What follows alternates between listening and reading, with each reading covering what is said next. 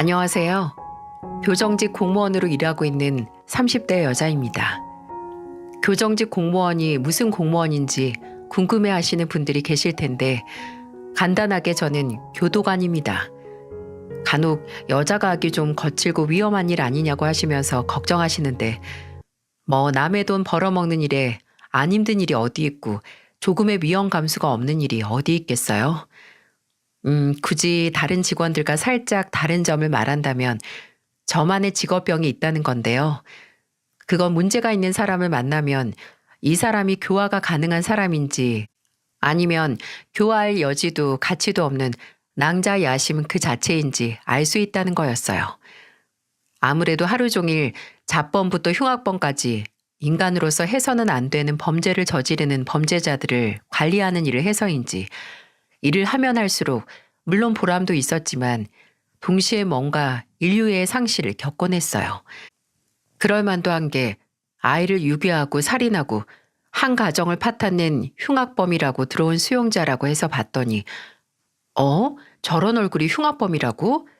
할 정도로 평범하게 생기고 심지어 만약 현실 세계에서 만났다면 인상이 좋다고 생각했을 수도 있을 정도여서 범죄는 악마의 얼굴을 한 사람이 아니라 정말 나와 같은 평범한 사람의 형상을 한 사람이 저지른다는 생각에 마음속에 있는 사람에 대한 인류에 대한 희망이 점점 사라지는 걸 느꼈어요. 근데 그렇게 세상에 시니컬해진 3년차 교도관인 제게 결혼 후 다시 한번 인류애를 충전시켜준 사람이 있었습니다. 저는 27살, 적다면 적은 나이에 지인의 소개로 만난 남편과 결혼을 했죠. 인테리어 사무실을 다니던 남편은 타일업자인 시아버지의 영향으로 동업자와 인테리어 사무실을 열었다고 했는데 저와 만나기 10년 전 시아버지께서는 병마와 혹독한 싸움을 하시다가 돌아가셨다고 제게 말하더라고요. 그때 남편의 집에서 술 한잔 하다가 나온 말이었는데 남편은 그렇게 말하고 아유 내가 괜한 소리를 했다. 괜히 지원이 마음 우울하게 만들었네. 술이 들어가서 그런가 봐. 라고 너털하게 웃더군요. 근데 남편의 아픈 과거를 듣고 저는 우울하지 않았어요. 오히려 남편과 더 가까워진 것 같고 술만 마시면 올라오는 쓸쓸함에 공감을 했습니다. 항상 그 자리에 있을 것만 같은 가족을 잃은 슬픔, 저도 알거든요. 연애할 당시 남편은 제가 외동딸이라고 생각했지만 대학에 다닐 때만 해도 저는 외동딸이 아니었거든요.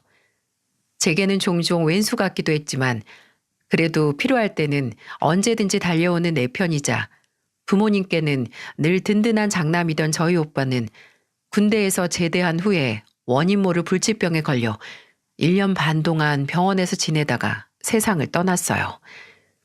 제대를 하고 몇 달도 안 돼서 감기 몸살인 줄 알고 약국에서 약 사다 먹고 버티다가 쓰러졌는데 그대로 의식불명 상태까지 갔었어요. 우리나라에서는 오빠가 앓는 병명이 뭔지 제대로 알 수 없어서 검사한 결과를 외국에 있는 대형 병원과 대학에 보내기도 했지만 알 수 없었죠. 미칠 노릇이었습니다.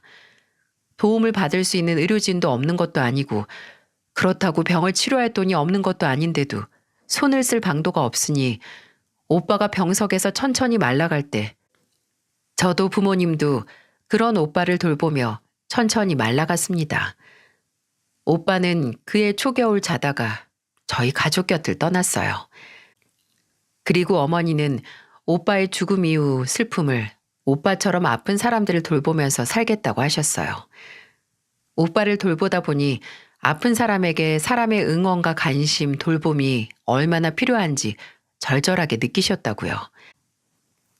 네 오빠야 엄마 손길 받으면서 갔지만 세상에는 먹고 살기 바빠서 남의 손에 돈 나오는 짐짝 취급만 받다가 외롭게 가는 사람이 얼마나 많겠니. 엄마 남은 시간 동안 그렇게 엄마 관심과 응원 필요한 사람들 돌보다가 갈란다. 그렇게 어머니께서는 요양보호사 자격증을 따 활동을 하셨습니다. 돌보는 환자들을 정말 가족처럼 소중하게 대하셔서 그걸 감사히 여긴 보호자분들께서 집으로 선물도 많이 보내주시고 보너스 같은 걸로 마음을 표현하기도 하셨어요. 저는 늘 오빠가 가면서 엄마에게 슬픔을 잊고 앞으로 살아갈 삶의 이유를 선물해 줬다고 여겼습니다. 아무래도 비슷한 아픔을 겪었으니 상견례 때도 양가가 만나 식사를 하고 대화를 하는 동안 뭔지 모를 동질감에 서로 편안하게 대화를 나눌 수 있었어요.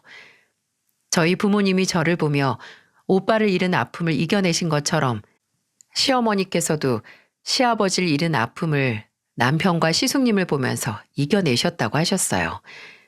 시숙님은 2등 항해사로 컨테이너선에서 일했기에 시댁에 인사를 하러 간 날도 상견례 날도 좀처럼 일정이 맞지 않아서 만나지 못했어요. 그래서 결혼식 당일에 말로만 듣던 시숙님을 만날 수 있었네요. 시숙님은 결혼식 내내 휠체어에 앉아 계신 시어머니 곁을 형님과 함께 지켰습니다. 화장실에 가실 때도 직접 시어머니를 안고 장인 화장실에 들어가서 앉혀드리기도 했고요. 정말 한시도 시어머니 곁에서 떨어지지 않았어요. 여기까지 들으시면 일하면서 소멸된 제 인류애가 효자인 시숙님으로 인해 재충전됐나 생각하실지 모르겠지만 아닙니다. 결혼 후 제 인류애를 충전시켜준 사람은 따로 있었어요. 바로 효자인 시숙님과 결혼한 형님이었어요. 형님은 저희 어머니 이후로 제 인생에 있어서 영웅 같은 존재이자 평생 존경할 수 있는 그런 사람이었어요. 형님은 시숙님과 결혼 후 시어머니를 모시며 항해 일정으로 바다에 나간 시숙님 대신 시어머니를 모시며 며느리 노릇 그리고 딸 노릇을 했습니다. 그리고 형님은 본인의 가족뿐만 아니라 다른 사람들을 챙길 줄 아는 그런 사람이었어요. 저는 저희 형님처럼 착한 사람을 본 적이 없었네요. 형님은 집에서 시어머니를 돌보는 시간 외에는 밖에서 수많은 사람들을 돌보는 봉사를 했습니다. 무료 급식 봉사도 몇 년간 해오셨고요. 신혼 때는 입양 전 아이를 돌봐주는 위탁모 신청을 해서 아이를 돌보기도 했다고 하더라고요. 그때 돌봤던 아이의 사진을 계속 간직하시기도 했고요.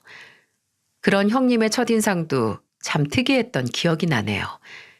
시댁에 갔을 때 한창 결혼 준비 얘기를 하고 있었는데 형님이 넌지시 제게 소년원에서도 일해봤냐고 묻는 거예요. 그래서 제가 없다고 하니까 사실 본인이 소년범들 재범률을 낮추는 교화 시스템에 관심이 많다고 방에서 본인이 지금까지 읽은 청소년 교화 시스템과 교육에 대한 논문을 가지고 나오는 겁니다. 나중에 빵을 만드는 과정이 소년범들의 교화 과정에 긍정적인 효과를 낸다는 기사를 보고 정말 제과제빵 자격증을 따기도 했죠. 그리고 소년원에 교화 훈련 프로그램 자원봉사 신청을 해서 지울 수 없는 짓을 저지른 애들에게 빵을 만들면서 성취감을 얻는 법을 가르쳐줬고요. 지금도 정확히 이유는 모르지만 형님과 아주버님은 결혼하고 나서 3, 4년이 지나도 아이가 없었는데 아마 그런 빈자리를 남을 돕고 도움이 필요한 아이들에게 손을 건네며 채운 건 아닌가 싶어요. 저도 그런 형님에게 정말 의지를 많이 했는데 제게는 부족한 긍정적이고 기분 좋은 에너지가 뿜뿜 흘러나오는 형님과 같이 있으면 괜히 저도 좋은 사람이 되는 것 같았거든요. 그래서 결혼하고는 형님과 가장 친한 친구처럼 자주 만나기도 했고 시댁에 놀러가서 시어머니와도 시간을 많이 보냈어요. 그리고 형님은 손맛이 기가 막혔는데 원래 제가 해산물을 안 좋아하는데도 형님이 한 주꾸미 볶음이나 조개 술찜은 정말 주기적으로 생각나서 잠도 못 이룰 만한 정도의 맛이었어요. 근데 아무리 맛있어도 먹고 싶다고 매번 형님을 귀찮게 할 수는 없잖아요. 그래서 하루는 문자로 형님에게 주꾸미 볶음 레시피를 물어봤는데 몇 분 뒤 형님은 15줄이 넘게 레시피를 자세하게 풀어서 보내주셨고요. 그리고 이뿐만이 아닙니다. 그 주 제 휴무날 아침 8시 정도에 깨서 형님에게 문자가 온 걸 확인했는데 현관문을 열어보라는 의아한 내용의 문자더라고요. 그 문자를 보낸 시간은 7시 40분 정도였고요. 뭐지? 하고 현관으로 나갔는데 문 앞에는 아무것도 없고 문고리에 검은 봉지 큰 게 걸려 있는 겁니다. 안을 확인해 봤더니 글쎄 딱 봐도 색깔이 맑아서 싱싱하고 웬만한 식당에서 요리해 파는 것보다 큰 쭈꾸미가 한 봉지 가득 들어있더라고요. 저는 놀라서 형님에게 전화를 했죠. 형님, 이게 뭐예요? 형님이 새벽에 사셔서 두고 가신 거예요? 정말 안 그러셔도 되는데 그냥 인터넷으로 시켜서 해 먹으려고 했거든요. 아니야. 인터넷이나 동네 마트에서 사면 괜히 비싸기만 하고 크기는 한 입거리도 안 돼. 어차피 어머님께서 어제 저녁에 갈치조림 드시고 싶다고 해서 새벽 시장 갔다 오려고 했는데 동서 생각이 나서 그 김에 산 거야. 내가 직접 만드는 거 보여주면 좋은데 오늘 동서 오랜만에 쉬는 날이라고 들어서 혹시 아침부터 동서 늦잠 방해할까 봐. 저희 형님은 이런 분이었어요. 그저 보여주기 식으로 남을 돕거나 허울뿐인 봉사로 본인의 가치를 높이는 사람이 아니라 정말 남을 도와줌으로써 기쁨을 느끼고 삶의 원동력을 얻는, 그리고 가장 가까이 있는 가족을 챙기는 그런 사람이었습니다. 근데 종종 사연 튜브를 듣다 보면 그런 경우가 있잖아요. 이런 사람이 세상에 딱 100명, 아니 10명만 있어도 더 살기 좋은 세상이 될 텐데 하늘은 그런 사람을 어찌 그리 잘하는지 남들보다 더 빨리 하늘로 데려가는 것 같은 그런 사람이요. 저희 형님도 그랬습니다. 형님은 저와 가족이 되고 3년이 지나기 전 겨울 음주운전 뺑소니 사고로 인해 목숨을 잃었어요. 형님의 죽음이 더욱 안타깝고 제 가슴을 먹먹하게 했던 건 그날 형님은 다른 날과 같이 노숙자분들을 대상으로 무료급식 봉사활동을 하고 집으로 돌아오는 중 그런 참변을 당했다는 거였어요.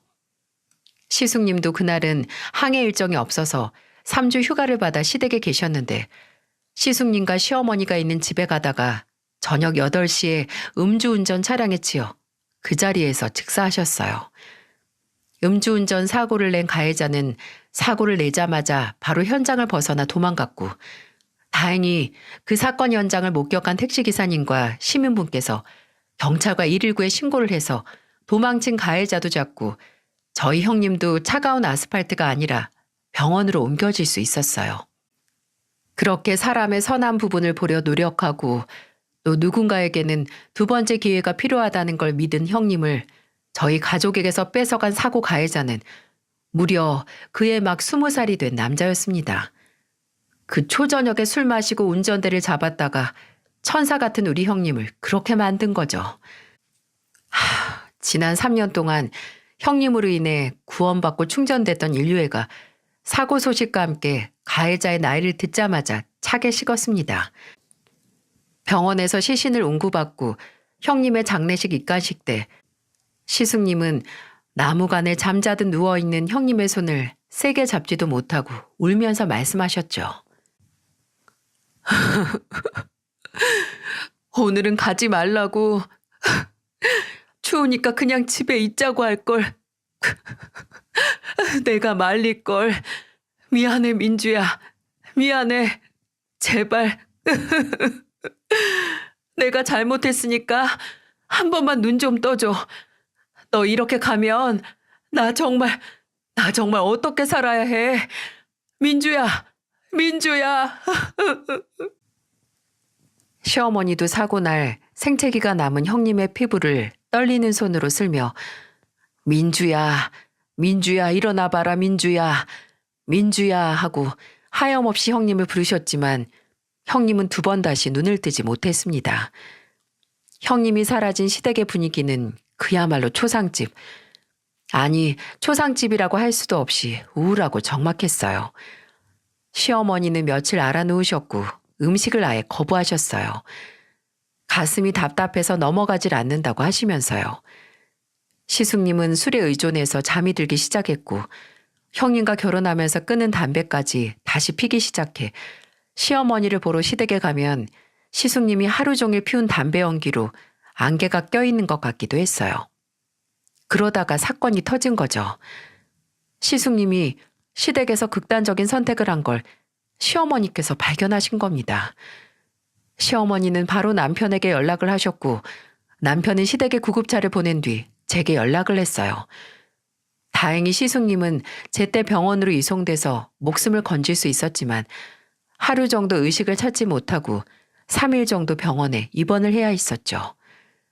시숙님이 정신을 차리지 못하고 있을 때 제가 시댁에서 시어머니를 모시고 병원에 갔는데 시어머니는 눈을 뜨지 못하는 시숙님을 차마 야속하고 미워도 때리지 못하고 바닥에 주저앉아서 아이처럼 엉엉 우셨어요. 야, 이 나쁜 놈아. 너마저 이 애미 떠나면 이 애미는 어떻게 살라고. 민주가고 너까지 가면 이 애미한테 죽으라고 하는 거나 다름없어. 어떻게 부모 가슴에 이런 대못을 박아. 이런 대못을. 민주가, 그 착한 민주가 너 이러는 걸 보면 좋아할 것 같아? 그 착한 애가 눈도 편하게 못 감고 좋은 것으로 가지도 못할 거다.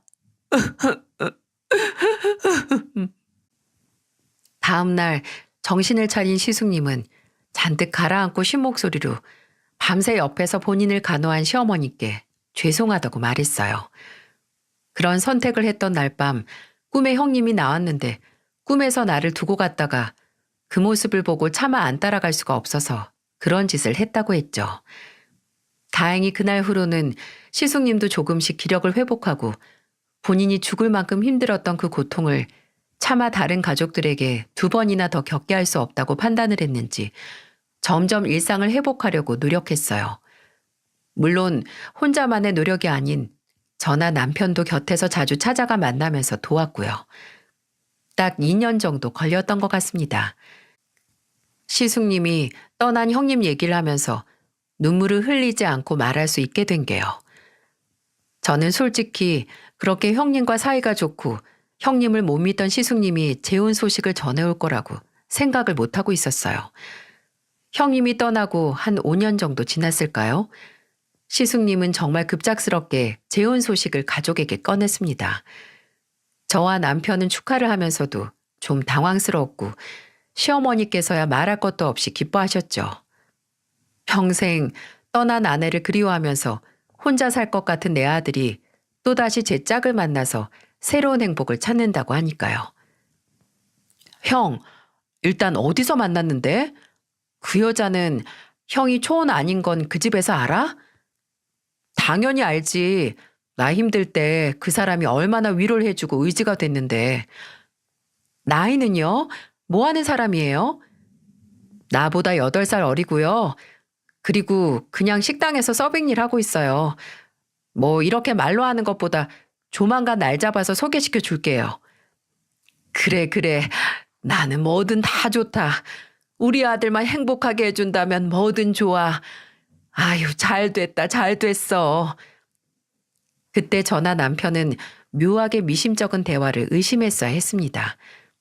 그래도 일단 시숙님이 웃으면서 다시 행복이라는 말을 하니 꼬치꼬치 더 캐물을 순 없고 새로 우리 가족이 될 형님을 만날 날을 기대했죠.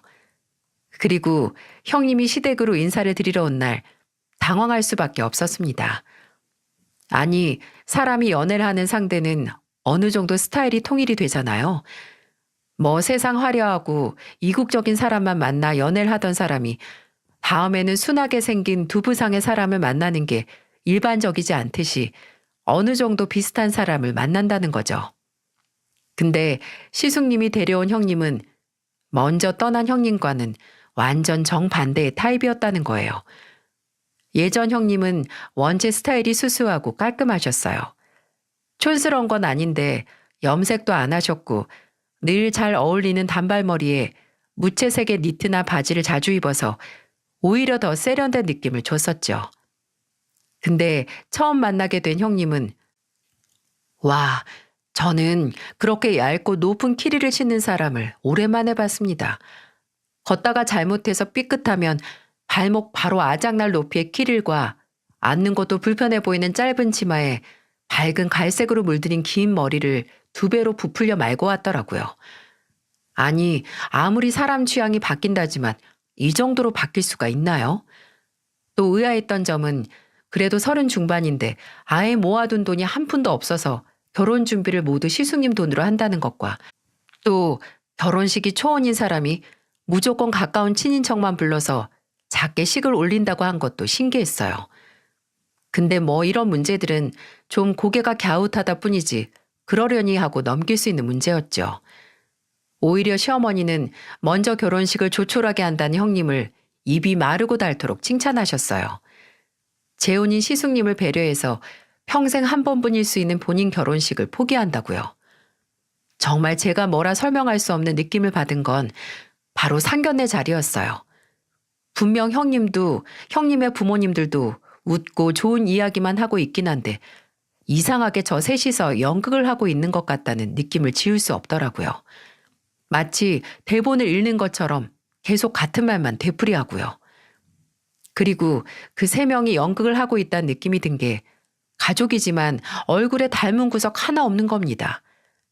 왜 부부도 오래 살다 보면 얼굴이 닮는데 그 사이에서 태어난 자식은 조금이라도 부모 얼굴에서 닮은 곳 하나 가지고 태어나야 하잖아요.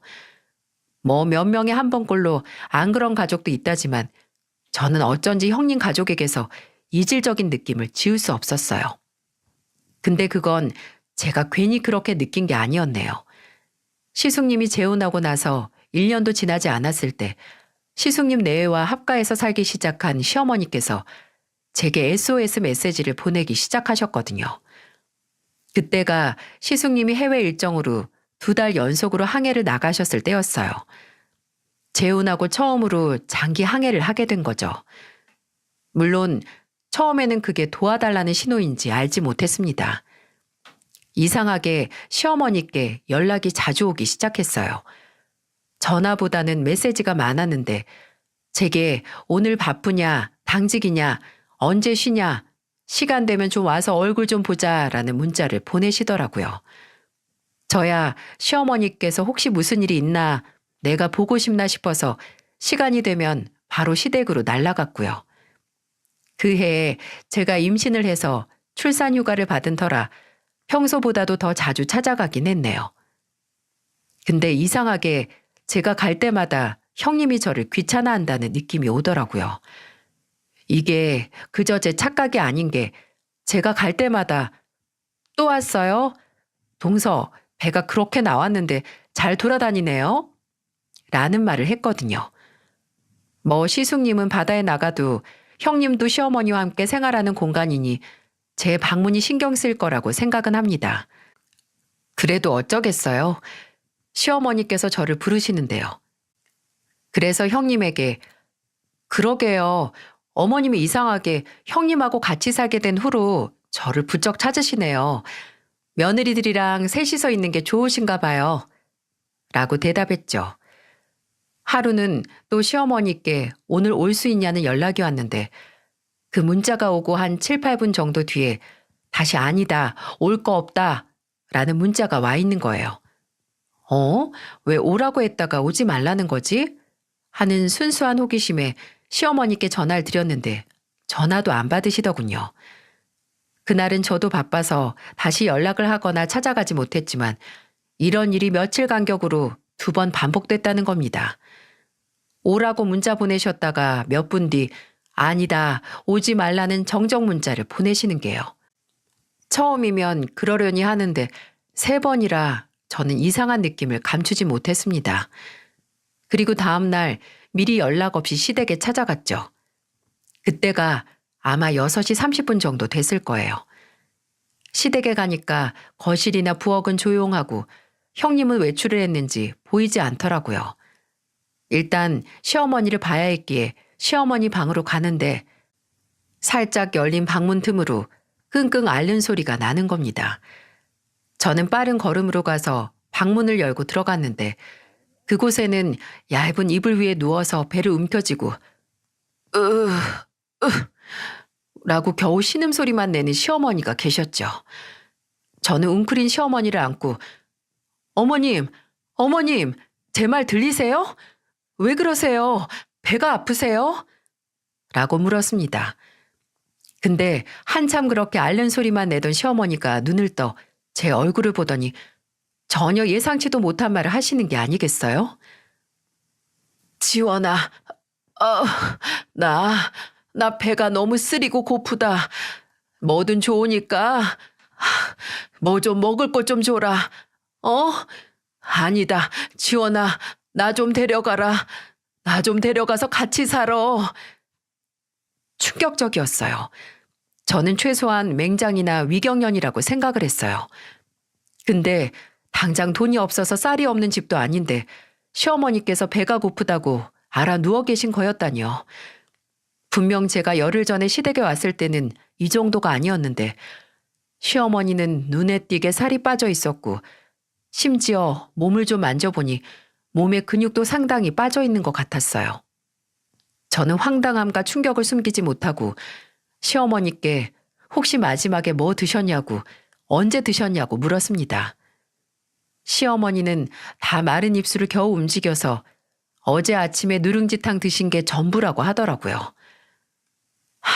그놈의 누룽지탕, 한쪽 다리가 불편하시긴 해도 지팡이 없이 조금은 보행도 가능하신 분이 밥을 못 먹은 탓인지 근육이 빠진 탓인지 아예 거동도 못하고 줄인 배를 부여잡고 바닥을 기어다니고 계셨던 겁니다. 제가 시어머니를 제대로 누이고 나서 평소에도 이러냐고, 원래 형님이 이렇게 어머님만 두고 외박을 하냐고 물으니 시어머니는 한참을 가만히 계시다가 몇 번 입술을 달싹거리셨어요. 근데 그때 무슨 타이밍인지 밖에서 현관문 열리는 소리가 들리더니 형님이 집에 온 겁니다. 형님은 거실을 가로질러 가다가 문이 열린 틈으로 저를 보더니 이내 표정을 싹 굳히고 들어와 수화 붙이더라고요. 뭐야? 동서 또 왔어요? 형님은 이제 오세요? 외박하셨다면서요. 어머님이 어제 아침부터 그 누룽지탕 빼고 드신 게 없대요. 아니 외박을 할 거면 전화제 남편한테 말이라도 해주시던가요. 그럼 저희가 와서 어머님을 챙기잖아요. 아니, 난 외박도 못해요? 나는 고작 맏며느리란 이유로 외박도 못하고 집에서 어머님만 보면서 살라 이거예요? 어머님 밥 다 준비해놓고 하루 잠깐 비운 거예요. 어머님이 요새 제 식단이 싱겁네 뭐네 하시면서 편식을 하셔서 괜히 더 안 드시고 시위하시는 거라니까요. 어떻게 내 말 그렇게 꽈서 듣는지 모르겠는데 분명히 말했죠. 그 전에 저희한테 언질이라도 줬으면 저희가 와서 어머니 이 지경 될 때까지 놔두지 않았을 거라고. 그리고 뭐 시위요? 밥은 고사하고 어머님 지금 병원에 가셔야 할 상황이라고요. 그래서 이렇게 왔잖아요. 어머님한테 밥을 드리던 병원에 모시고 가든 알아서 하려고 지금 집에 왔는데 왜 사람을 이렇게 몰아가요? 아, 저녁 7시 넘어서 저녁 식사나 병원에 모시고 갈 생각을 했다고요? 됐고요. 제가 어머님 응급실이든 모시고 갈 테니까 형님은 외박하느라 힘들었을 텐데 집에서 푹 쉬어요. 네? 그리고 저는 어머님을 모시고 차로 가까운 병원 응급실에 갔습니다. 어머님은 가벼운 영양실조 진단을 받으셨고 급하게 수액을 맞으셨어요. 그때 저는 더 이상 가만히 있어서는 안 된다고 생각을 했습니다. 형님이 가족으로 들어온 이후 미심쩍은 기분과 눈앞에 자잘한 증거들을 더 이상 그냥 넘길 수 없었어요. 그래서 수액을 맞으며 주무시다가 깬 시어머니께 물었어요. 형님이 언제 외출을 나가고 평소에 나가면 몇 시에 나가서 몇 시에 들어오냐고요. 시어머니는 형님은 거의 매일 외출을 하는데 오후 5시에 나가서 7, 8시에 들어올 때가 가장 많다고 하더라고요. 그리고 저는 시어머니께 왜 좀 더 빨리 형님이 저러는 거 말하지 않았냐고 하니까 시어머니는 다 기어들어가는 목소리로 큰아들도 안 믿어줬는데 너나 작은 애도 안 믿어줄 것 같았다 라고 하시더라고요. 그 말씀에 화도 나고 마음이 아파서 그냥 그 자리에서 사라져버리고 싶었네요. 저는 일단 작전을 세웠습니다. 며칠 뒤 저는 형님이 없는 시간에 맞춰 시댁으로 찾아갔어요. 인터넷으로 산 소형 카메라를 들고 말이죠. 그리고 그날 시어머니 방, 정확히는 TV가 놓인 서랍장 위에 안 보이게 숨기고 시어머니의 식사를 챙겨드린 뒤 집으로 돌아왔어요. 혹시 제 예상처럼 형님이 시어머니에게 가정폭력에 가까운 가혹행위를 하고 있다면 단 하루만 지나도 증거가 그 카메라에 모일 터였으니까요. 저는 며칠 뒤 다시 형님이 없는 틈을 타 시댁으로 갔습니다. 카메라를 회수하고 다시 시어머니와 함께 식사를 한 뒤 집으로 돌아왔죠.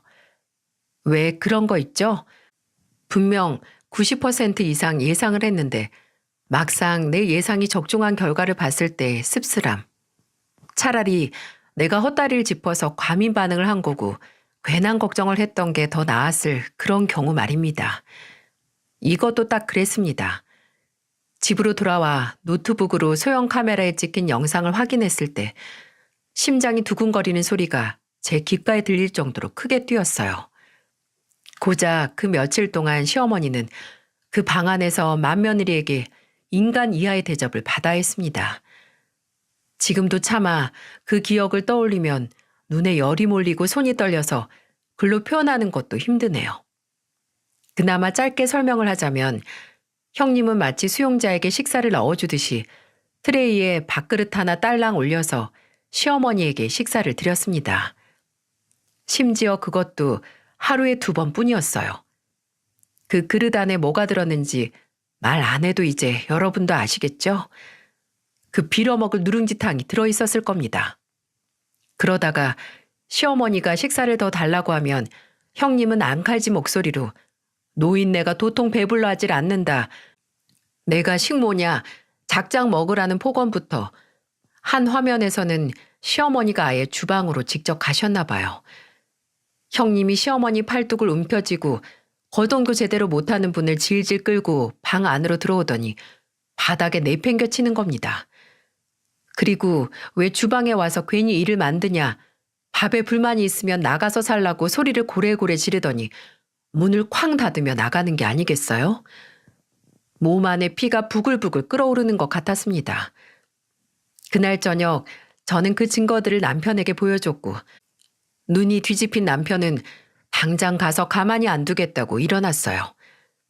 근데 저는 그런 남편을 붙잡고 말했습니다.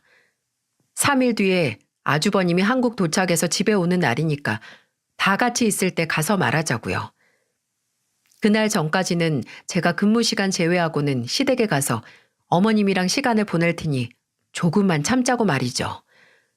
저는 시숙님이 오기 전 3일 동안 형님의 눈총을 받으며 시댁에서 시어머니와 함께 있었어요. 그리고 시숙님이 돌아온 날 시숙님에게 오랜만에 얼굴 봤으니 남편도 불러서 다 같이 저녁이나 먹자고 했어요. 옆에서 형님은 입을 삐죽거리면서 뭐하러 그러냐고 했지만 시숙님은 곧바로 좋다고 했죠. 그리고 저는 시댁 식구들과 함께 퇴근하고 시댁으로 올 남편을 기다렸습니다.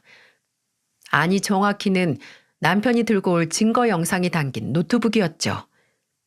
분명 남편과 저는 그날 시댁에 오면 차분하게 증거 영상을 보여준 다음에 형님에게 가정폭력과 폭행으로 고소를 하겠다고 하고 시숙님에게는 이 여자와 이혼을 하지 않는다면 우리가 시어머니를 모시고 살 것이며 시숙님과도 연을 끊겠다. 그 말을 하려고 했어요.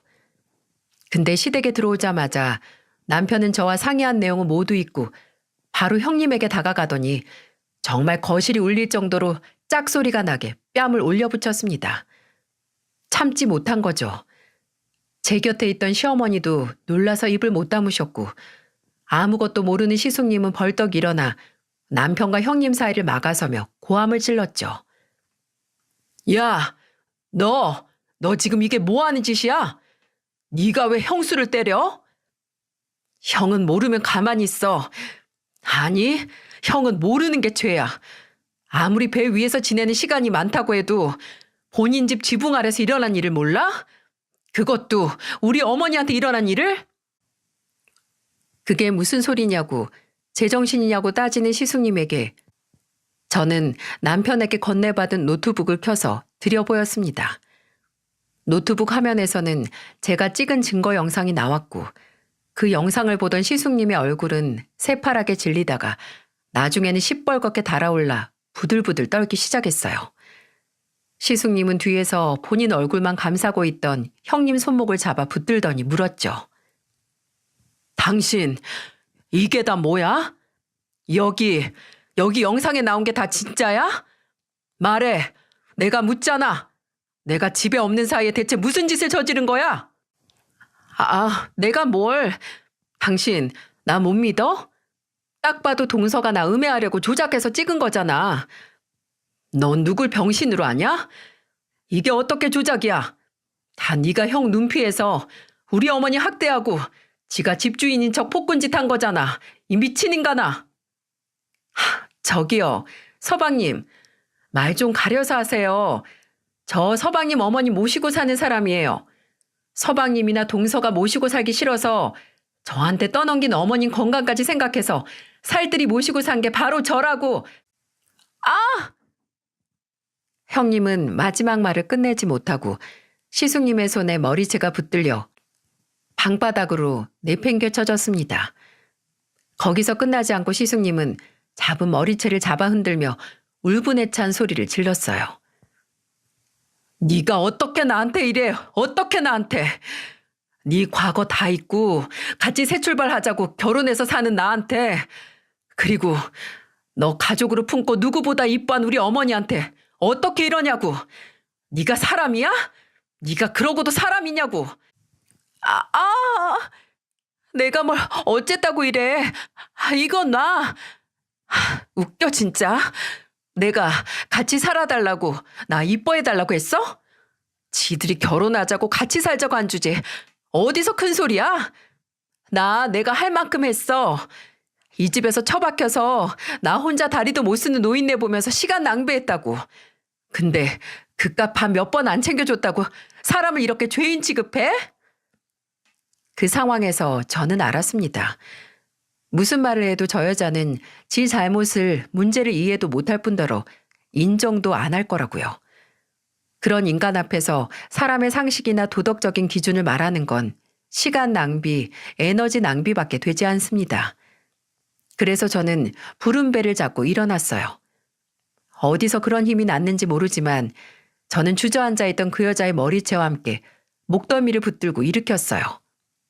그리고 남편에게 현관문을 열라고 했고 있는 힘껏 문 밖으로 그 여자를 밀어 넘어뜨려 내보냈습니다. 그 반동으로 저도 넘어질 뻔했지만 다행히 뒤에서 남편이 절 잡아줬어요. 저는 남편 팔을 붙들고 지금 본인에게 무슨 일이 일어난 건지 인식도 못하고 있는 멍청한 얼굴을 한 그 여자한테 말했습니다.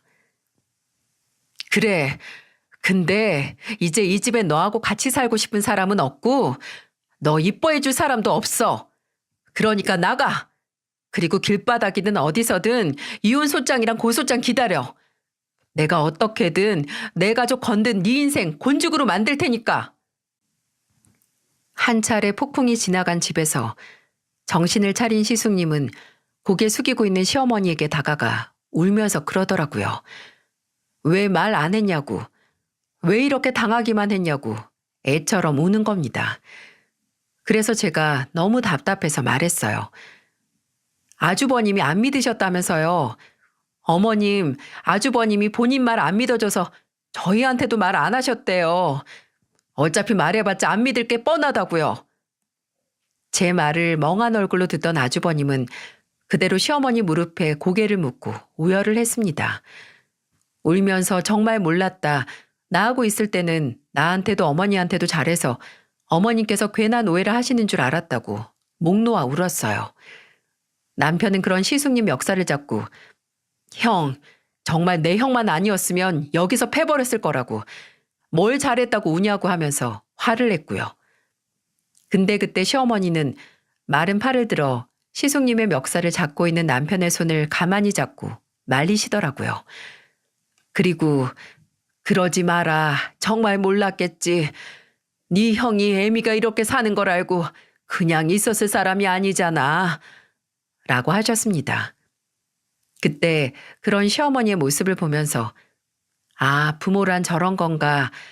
본인이 무슨 일을 겪었든 당장 눈앞에 못난 자식을 감싸는 그런 존재인가 하는 생각을 하면서 속으로 눈물을 삼켰습니다. 다음 날 저희는 바로 증거들을 가지고 경찰서로 갔습니다.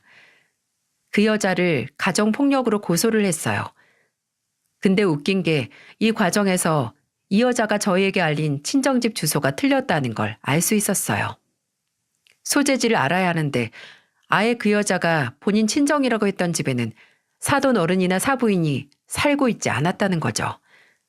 심지어 그 사람들이 진짜 부모님이 아니라는 것도 나중에 알게 됐습니다. 그래서 경찰에서 그 여자의 소재지를 알아내는 것도 오래 걸렸어요. 나중에 시숙님이 평소 친하게 지내는 친구 집을 안다고 그 주소를 알려줬는데 정말 그 집에서 지내고 있었더라고요.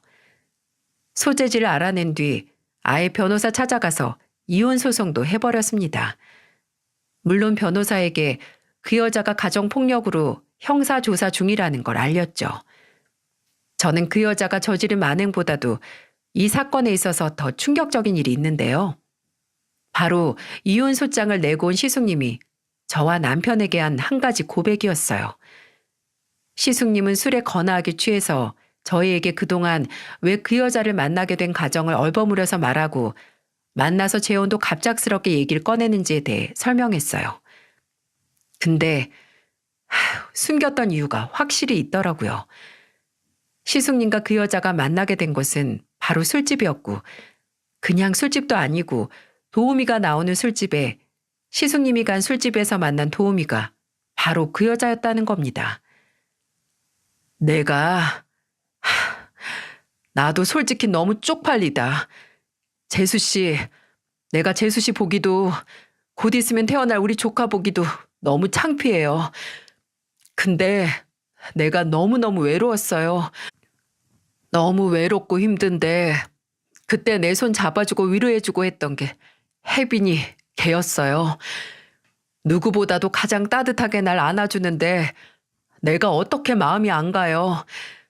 그래도 결혼해서 과거 다 잊고 같이 살면 아무 문제 없을 거라고 했는데 내가 등신이지. 내가 등신이야. 형이 그냥 등신이야? 이 한심한 인간아. 고작 외롭다고 술집 여자 만나서 결혼하고 가족들, 특히 어머니한테 이런 불효 저지를 거면 차라리 콱 죽어버려. 남들은 그런 외로움 안 느끼고 사는 줄 알아? 고작 외롭다고 이런 일을 일으켜? 맞아요, 아주버님. 아주버님 진짜 너무 한심하고 심지어 너무 서운하려고 하네요. 아주버님 힘들고 외로울 때 혼자였어요? 어머님도 있었고 이 사람도 있었고 저도 있었는데 가족들 품은 그렇게 모른 척 하더니 고작 달려가서 안긴 품이 술집 여자 품이었다? 진짜 너무 실망이네요. 맞아요, 맞아. 재수 씨 말이 다 맞아요. 내가 진짜 죽일 놈이죠. 진짜 나도 내 자신이 너무 한심해서 진짜 미쳐버릴 것 같아요. 당장 그 자리에서 남편과 함께 신세한탄하는 시숙님을 옆에 있는 뭐든 집어들고 매타작을 하고 싶었지만 우는 애한테 떡은 못 줄 망정 때릴 순 없었죠.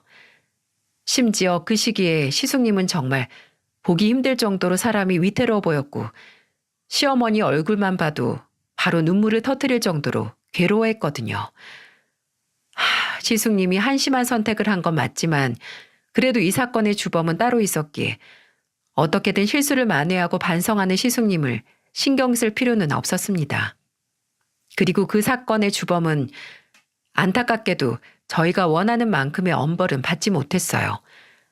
물론 이혼 소송을 당하고 시어머니께 폭력을 저지른 게 입증이 돼서 위자료나 재산 분할금 하나 없이 집에서 맨몸으로 내쫓겨야 했지만 형사소송은 생각만큼 결과가 나오지 않더라고요. 왜 뉴스 기사 사회면을 보면 글을 읽는 것만으로도 화가 날 때 있잖아요. 특히나 당장 사형을 시켜도 모자란 흉악범에게 판사가 재판 결과를 발표할 때 다만 이라는 말을 덧붙이며 말도 안 되게 형을 감소시켜주는 거요. 그 여자도 그랬습니다.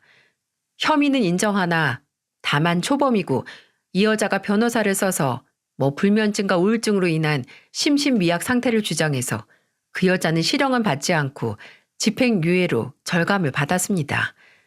저희 가족은 분노했죠. 당장 저희 시어머니가 거동도 못할 정도로 약해지시고 이제는 대인기피증까지 생겨서 외출도 못하시는데 그 여자는 고작 집행유예를 받고 풀려나 자유롭게 산다고요? 우리나라가 아무리 치안이 좋다고 한들 정말 강력한 처벌이 필요할 때 가해자를 위한 온갖 변명을 붙여가며 솜방망이 처벌을 하면 무슨 의미가 있나요? 더 억울했던 건 그 여자가 2년도 안 되는 결혼 생활 동안 시숙님에게 가져가서 쓴 돈이 무려 2억에 다다랐다는 겁니다. 그 여자가 명품 중독에 심지어 외제차도 뽑았거든요. 남편은 이 사실을 알고 2차 멱살을 잡았네요. 당장 돈을 돌려받을 방법이 없어서 뒷골이 당겼지만 그래도 다행히 제가 그 여자를 급하게 그 집에서 내쫓는 바람에 차나 지가 산 명품 가방, 옷, 신발을 챙겨서 나가지 못했다는 거죠. 저는 시숙님에게 말해서 그 여자가 그렇게 사랑한 명품들과 차를 팔아버리자고 했어요. 그래서 남편이 중고차 사이트에 알아본 뒤에 차도 진짜 팔아버리고 제가 중고 어플에 명품들 몽땅 빨리 팔리게 저렴한 가격에 내놔서 고작 3주도 안 되는 시간 동안 다 팔아버릴 수 있었어요. 정말 다행이었죠. 2억이라는 돈에 비하면 푼돈이지만 그나마 그거라도 건졌고 또 이혼 소송 중에 지 물건 찾으러 왔다고 시댁으로 온 그 여자가 본인이 그렇게 사랑한 명품과 외제차를 다 팔아버렸다는 걸 알았을 때 반응이 진짜 웃겼거든요. 나중에 시숙님에게 듣기로는 그 여자는 당신이 뭔데 내 물건을 파냐고 도로 가져오라고 바락바락 소리를 질렀고 시숙님은 그 여자의 말에 코웃음을 치며 말했다고 해요. 그게 다 어떻게 네 거야? 내 거지. 너 그것들 살 때 긁은 카드 누구 건데? 그나마 네가 나한테 현찰로 뜯어간 돈은 눈 감고 넘어가는 거니까 주제 모르고 짖지 마. 너 내가 작정하고 그 돈 받아내려고 하면 너 가져다가 팔아도 못 받을 테니까 알아들어? 그 여자는 시숙님의 말을 듣자마자 바닥에 주저앉아서 애처럼 두 다리를 버둥거리며 그 차랑 옷이랑 가방들 다 내 거라고 도로 가져와 가져오라고 라고 떼를 썼다고 하네요. 물건을 그렇게 지 새끼 마냥 귀한 줄 알면서 사람은 왜 귀한 줄 몰랐을까요? 근데 저희 가족은 당장 그 여자에 만족하지 못할 처분을 듣고 분노할 여유가 없었네요. 왜냐하면 이 사건의 후유증으로 시어머니께서 마음의 문을 닫으셨거든요.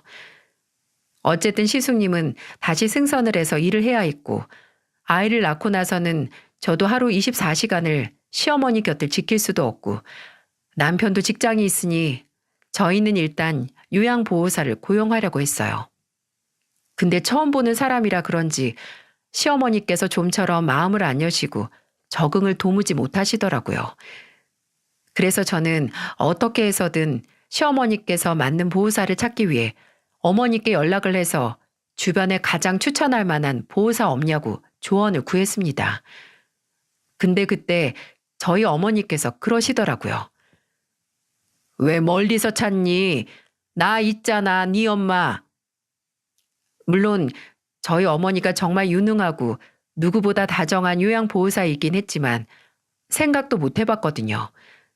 저는 어머니께 정말 진심이냐고 물었고 어머니는 그나마 얼굴을 아는 사람이 옆에 있으면 괜찮을 거라고 일단 며칠만 엄마가 가서 사부인을 돌보겠다고 하셨습니다. 근데 저희 어머니께서 무슨 마법을 부리신 걸까요? 어머니가 시댁에 머무르는 시간이 길어질수록 시어머니께서 점점 기력을 되찾으시는 게 아니겠어요? 저는 친정어머니 얼굴도 보고 시어머니도 볼 겸 간 시댁에서 시어머니가 식탁에 앉아 스스로 밥을 드시는 모습을 보고 기함을 했습니다. 원래는 보호사가 먹여줘도 입 꾹 다물고 안 드셨거든요.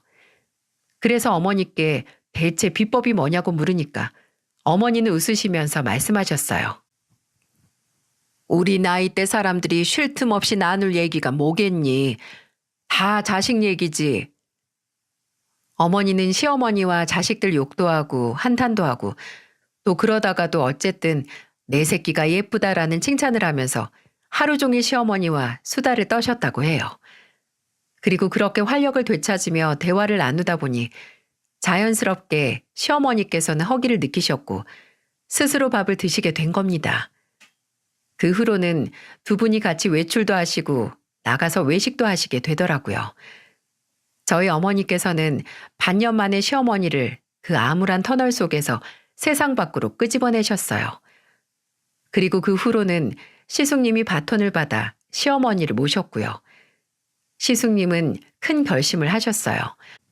본인이 바다로 나간 시간 동안은 어머니를 못 모시니까 일을 그만두고 무슨 일이든 집에서 매일 출퇴근하는 일을 시작하겠다고요. 시숙님은 저와 남편에게 너나 재수 씨가 나한테 실망한 걸 알지만 나 정말 이번에는 잘해보고 싶어. 내가 잘못한 거 평생 사죄하면서 어머니 모실 거야. 라는 말을 했어요.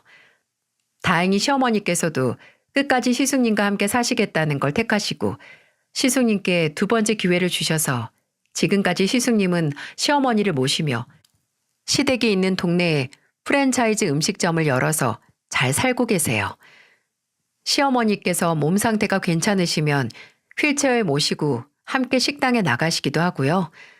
또 가게에는 어차피 직원들이 있어서 시댁을 왔다 갔다 하면서 시어머니와 함께 점심을 먹고 다시 식당에 가거나 하면서 어떻게든 시어머니와 함께 시간을 보내시려고 노력 중입니다. 물론 저도 시숙님에게 실망을 하긴 했지만 그래도 그렇게 본인의 마음을 표현하고 잘못을 만회하려는 노력을 하는 걸 보니 시숙님은 그 여자와는 다르게 교화가 충분히 가능하겠다는 생각이 들더라고요.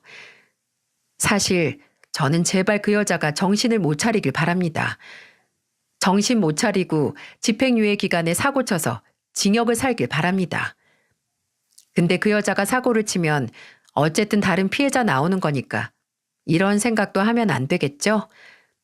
아마 단 하나뿐인 저희 형님이 이런 제 마음을 알면 으유 하면서 제 팔뚝을 찰싹 때리실 거예요. 그리고 이렇게 말하겠죠. 동서, 사람은 생각하는 만큼 존중받는 거래. 라고요. 끔찍한 인간이 끔찍한 일을 당하길 기도하는 것보단 나와 내 가족이 앞으로 이런 끔찍한 인간을 안 만나고 평화롭게 살 길을 찾는 게 더 건설적인 삶을 사는 방법이라는 생각이 드네요. 늘 다른 사람들의 사연을 듣고 울고 웃고 또 분노도 하다가 이렇게 제 사연을 보내게 되니 과연 제 이야기를 들어주신 분들께서 제 이야기를 들은 시간을 후회하지 않으실지 괜히 걱정도 되고 한편으로 또 설레기도 하네요. 부디 제 이야기가 많은 분들의 공감과 마음을 얻기 바라며 들어주신 모든 분들께 감사의 말씀을 드리고 싶습니다.